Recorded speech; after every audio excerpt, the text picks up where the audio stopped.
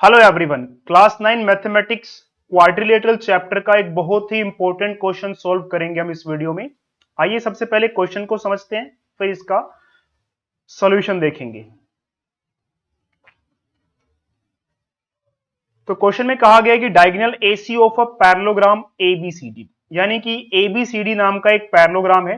तो पहले मैं जरा एबीसीडी लिख लूं, ये ए, ये बी, ये सी और ये डी। तो एबीसीडी आपको एक पैरेललोग्राम दिया हुआ है। पैरेललोग्राम आपको पता होना चाहिए क्या होता है। पैरेललोग्राम की जो अपोजिट साइड्स हैं, जैसे ए बी और डी सी, ये आपस में बराबर इक्वल भी होती हैं और पैरेलल भी होती हैं। ऐसे ही ए डी और बी सी, ये भी अपोजिट साइड्स हैं, आमने सामने वाली साइड्स हैं, तो ये इक्वल और पैरेलल होती हैं। तो पैरेललोग्राम की अपोजिट साइड्स इक्वल और पैरेलल होती हैं, ये होता है पैरेललोग्राम। तो एबीसीडी एक पैरेललोग्राम दिया हुआ है हमें।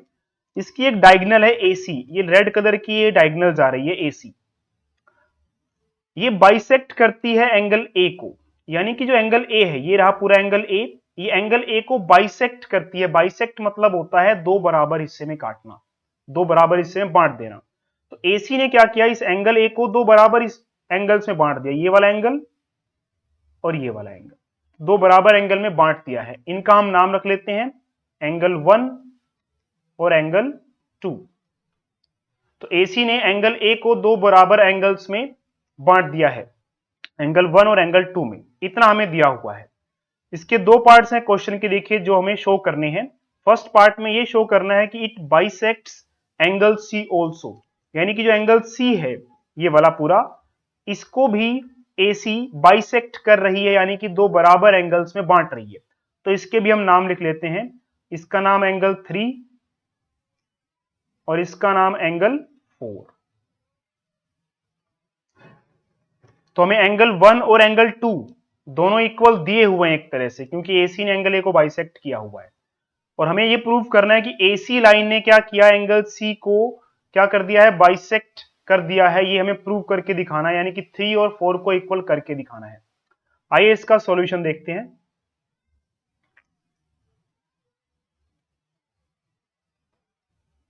सबसे पहले देखिए क्वेश्चन में लिखेंगे गिवन, क्वेश्चन में दिया क्या है।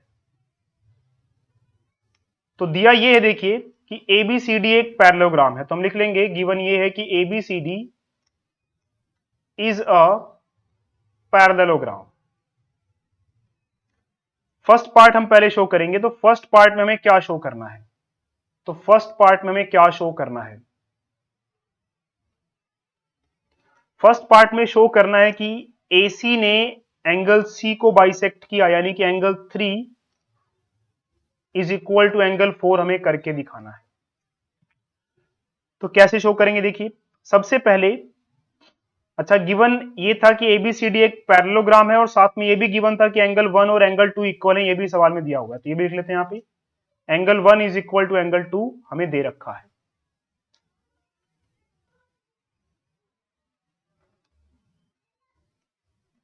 सबसे पहले हम क्या करेंगे, देखिए angle 1 is equal to angle 2, ये तो सवाल में दे रखा है। तो यहां रीजन क्या देंगे हम, रीजन जरूर आपको लिखना है कि एंगल 1 और एंगल 2 इक्वल है। तो क्यों इक्वल है, क्योंकि सवाल में दिया हुआ है, गिवन है ये। तो 1 और 2 इक्वल हो गए। अब देखिए ये डीसी लाइन और एबी लाइन दोनों पैरेललोग्राम की अपोजिट साइड्स हैं, तो ये आपस में पैरेलल हैं। अगर ये पैरेलल हैं, तो जब भी दो लाइंस देखिए पैरेलल होती हैं, तो आपको क्या करना है, जैसे मैं यहां पे डीसी बना लेता हूं अलग से, ये डीसी और ये हमारे पास AB, ये दोनों पैरेलल हैं। ये लाइन है हमारी AC। अब ध्यान से देखिए, ये एंगल 3 जो है वो ये वाला है, ये एंगल 3 है, और ये एंगल 2, और डीसीए भी पैरेलल है। जब भी दो पैरेलल लाइंस हो और उन लाइन को एक लाइन कट कर रही है, जैसे कि एसी कट कर रही है ये, तो आपको क्या देखना है, ये जो एंगल बन रहा है ये वाला 3 और 2, ये हमेशा इक्वल होंगे। इन्हें ऑल्टरनेट एंगल कहते हैं। और ऑल्टरनेट एंगल कैसे पहचानना है, दो लाइंस पैरेलल होनी चाहिए और एक लाइन उसे कट करनी चाहिए। ठीक है, तो जो कट कर रही है वो लाइन और जो पैरेलल लाइन है उनके बीच में एंगल देखना है। तो 3, यहां भी देखिए एसी लाइन कट कर रही है एबी को और एबी डीसी के पैरेलल थी, तो ये वाला एंगल, तो ये दोनों क्या होंगे, इक्वल होंगे। तो एंगल 2 और एंगल 3 इक्वल, इन्हें कहते हैं ऑल्टरनेट एंगल। एंगल 2 और एंगल क्या हो गए, 3 इक्वल हो गए। और इसके लिए सबसे जरूरी ये है कि दो लाइंस जो है ना, ये वाली सी डी और ए बी, ये पैरेलल होना जरूरी है। अगर ये पैरेलल नहीं होंगी तो ऑल्टरनेट एंगल्स इक्वल नहीं होंगे। चलिए, तो हमने 2 और 3 को इक्वल लिख दिया है और रीजन भी लिखना पड़ेगा। रीजन क्या है कि ये ऑल्टरनेट एंगल्स हैं।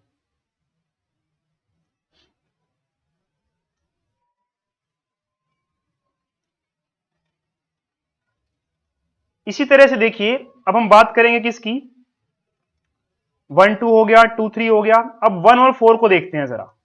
तो 1 और 4 के लिए हमें क्या बनाना है, एडी और बीसी को बनाना है। तो मैं यहां पे एडी और बीसी एक बार ड्रॉ कर रहा हूं, नीचे बनाते हैं। ये ए, ये डी, ये बी और ये सी। तो एडी और बीसी को मैंने एक बार फिर बना लिया है। और एडी और बीसी क्या है, हमारे पैरेललोग्राम की अपोजिट साइड से, मतलब ये पैरेलल है। और ए सी ए रही, देखिए जो डायगोनल की बात हो रही है क्वेश्चन में। अब ये वाला एंगल 1 है हमारा, और ये वाला कौन सा एंगल, 4। फिर से देखिए, एडी और बीसी दो पैरेलल लाइंस हैं, एसी उसको कट कर रही है। तो दो पैरेलल लाइंस हो, उसको एक लाइन कट करे, तो आपको ये वाले एंगल्स देखने हैं, कॉर्नर वाले 1 और ये 4। ये कॉर्नर वाले एंगल्स क्या होंगे, इक्वल होंगे। तो angle 1 is equal to angle 4। ये भी कौन से एंगल हैं, ऑल्टरनेट एंगल्स। इन्हें ऑल्टरनेट एंगल्स क्यों कहते हैं, देखिए क्योंकि जो एसी लाइन है ना, इस लाइन पे देखिए एक एंगल इधर बना हुआ है और एक उधर, इधर उधर। ऑल्टरनेट का मतलब ही क्या होता है, इधर उधर या एक के बाद एक। तो ऑल्टरनेट एंगल्स इसीलिए इसका नाम है, क्योंकि एक लाइन के इधर है तो दूसरा उसके इधर है। तो ये हो गए ऑल्टरनेट एंगल्स।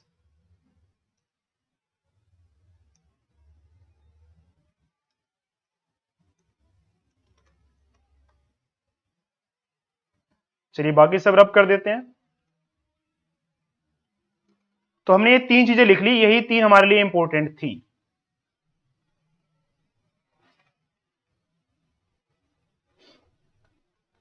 तो ये हमारी इक्वेशन नंबर 1 मान ली जाएगी। इसे हम अपनी इक्वेशन नंबर 2 बना लेंगे और इसे हम इक्वेशन नंबर 3 बना लेंगे। अब ध्यान से देखिए, एंगल 1 2 के बराबर है, ठीक है, और 2 किसके बराबर है, 3 के बराबर है। इसका मतलब ये हुआ एंगल 1 2 के बराबर, 2 3 के बराबर, और एंगल 1 4 के बराबर भी है। तो ध्यान से अगर हम देखें तो 1 2 के बराबर है, और 1 अगर 2 के बराबर है तो 2 किसके बराबर है, 3 के बराबर है। तो एंगल अब लिखेंगे यहां पे, फ्रॉम इक्वेशन 1 2 एंड 3।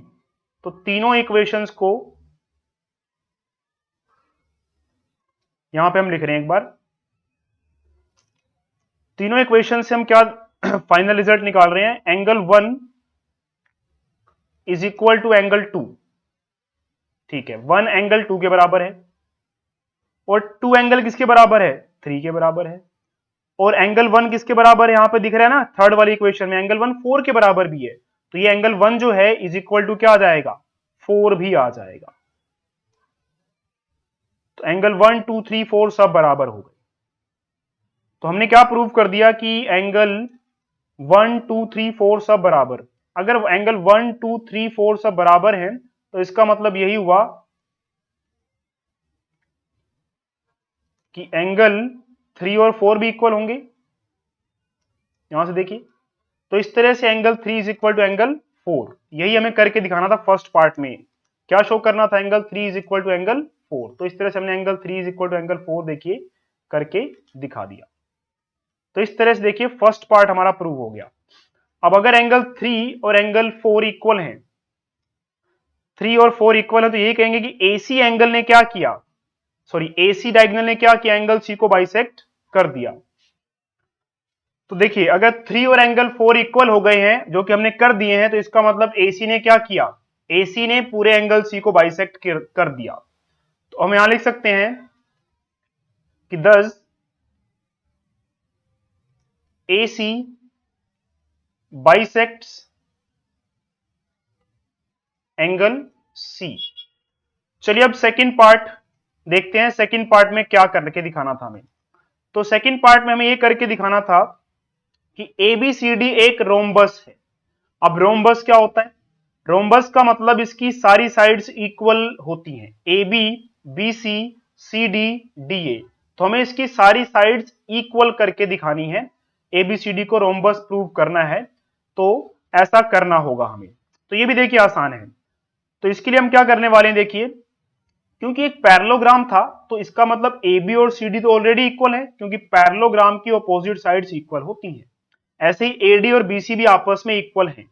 तो AD BC के इक्वल है, AB CD के इक्वल है। बस थोड़ा सा काम हमें और करना है कि अगर हम क्या करें, दो साथ वाली साइड्स इक्वल प्रूव कर दें, यानी कि AD और DC को इक्वल प्रूव कर दें, तो क्या हो जाएगा, देखिए ये रोम्बस बन जाएगा। अगर नहीं समझे तो आइए समझते हैं कैसे AD और DC के इक्वल प्रूव होते ही ये रोम्बस बन जाएगा। तो हम क्या करने वाले हैं, देखिए एक ट्राइंगल DAC की बात करेंगे, सिर्फ इस ट्राइंगल DAC की बात करनी है हमने। तो इसको मैं अलग से यहां बना लेता हूं, DAC ट्राइंगल को। तो सिर्फ DAC की बात करेंगे हम। तो ये D था, ये A और ये C। तो ये देखिए इस DAC को मैंने बना लिया अलग से, और एंगल 1 और ये एंगल 3, तो ये 1 और 3 को भी बना लेते हैं। तो यहां पे एंगल 1 बना हुआ है और यहां पे एंगल 3।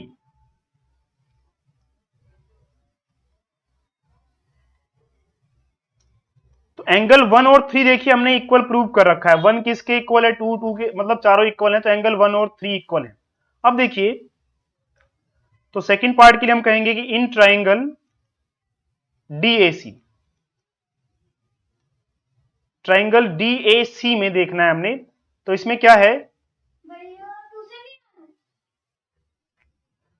तो ट्राइंगल DAC में देखिए एंगल 1 और 3 इक्वल हैं। तो किसी ट्राइंगल के अंदर ना अगर दो एंगल्स इक्वल हैं, जैसे ये एंगल 1 और 3 इक्वल हैं, तो एंगल 1 के सामने एक साइड पड़ रही है DC और 3 के सामने कौन सा साइड पड़ रही है, DA। तो अगर दो एंगल्स इक्वल होते हैं तो उनके आमने सामने वाली साइडें भी इक्वल होती हैं। तो ट्राइंगल DAC में AD और DC हो जाएंगे इक्वल। क्यों हो जाएंगे, क्योंकि AD और DC दो बराबर एंगल्स जो है ना उनके आमने सामने पड़ रही हैं साइड्स, इसीलिए। तो रीजन क्या लिखेंगे, in a triangle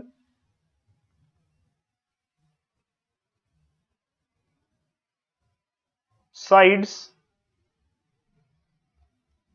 opposite to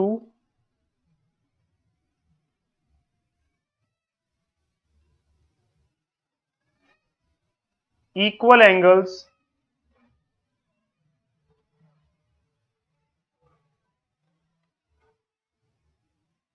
are equal।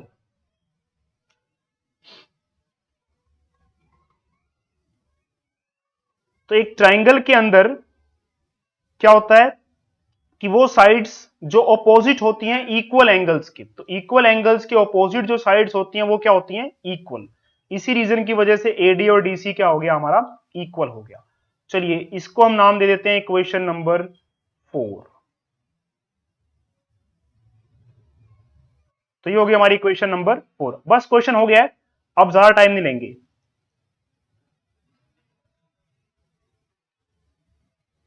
तो हमारा जो पैरेललोग्राम था उसकी बात कर लेते हैं एक बार फिर से।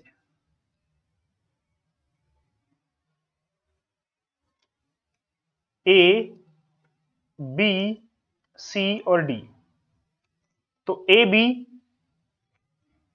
इज इक्वल टू DC, क्योंकि आमने सामने वाली साइड्स पैरेललोग्राम की इक्वल होती हैं। ऐसे ही AD is equal to BC।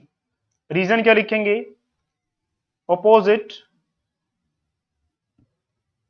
Sides of parallelogram are equal.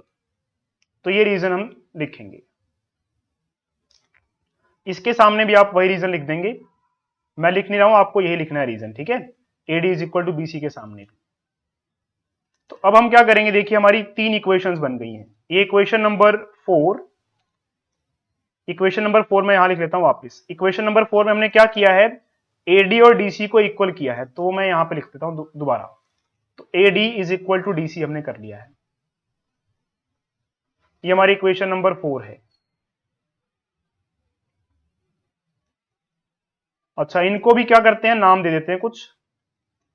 इसको नाम दे दिया हमने इक्वेशन नंबर 5, इसको नाम दे दिया हमने इक्वेशन नंबर 6। और 4 वाली इक्वेशन तो ऊपर थी, ऊपर वाले पेज में मैंने वापस दोबारा लिख ली है, आपको दोबारा लिखने की जरूरत नहीं है। अब हम लिखेंगे फ्रॉम इक्वेशन 4, फोर्थ वाली इक्वेशन को हमें देखना है, फिफ्थ वाली इक्वेशन को देखना है हमें, और सिक्स्थ वाली इक्वेशन को देखना है हमें। तो फोर्थ कहती है AD is equal to DC है, तो पहले फोर्थ वाली लिख लेते हैं। फोर्थ इक्वेशन के हिसाब से AD is equal to DC। उसके बाद देखिए फिफ्थ इक्वेशन को देखिए, DC किसके इक्वल है, AB के। तो DC किसके इक्वल है, AB के।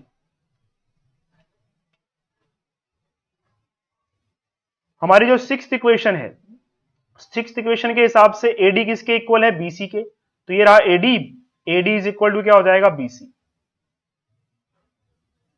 तो यहां से ध्यान से देखिए हमने क्या कर दिया, एक तरह से AB BC CD DA। तो AB BC CD DA जो हमारे पैरेललोग्राम था, इसकी चारों साइड्स हमने इक्वल प्रूव कर दी हैं। अगर चारों साइड्स इसकी इक्वल हो गई हैं, तो अब हम कह सकते हैं कि हमारा जो ABCD है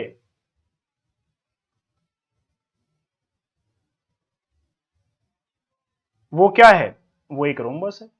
अब ये कहा जा सकता है कि ABCD इज अ रोम्बस। तो क्वेश्चन यहीं पे खत्म होता है।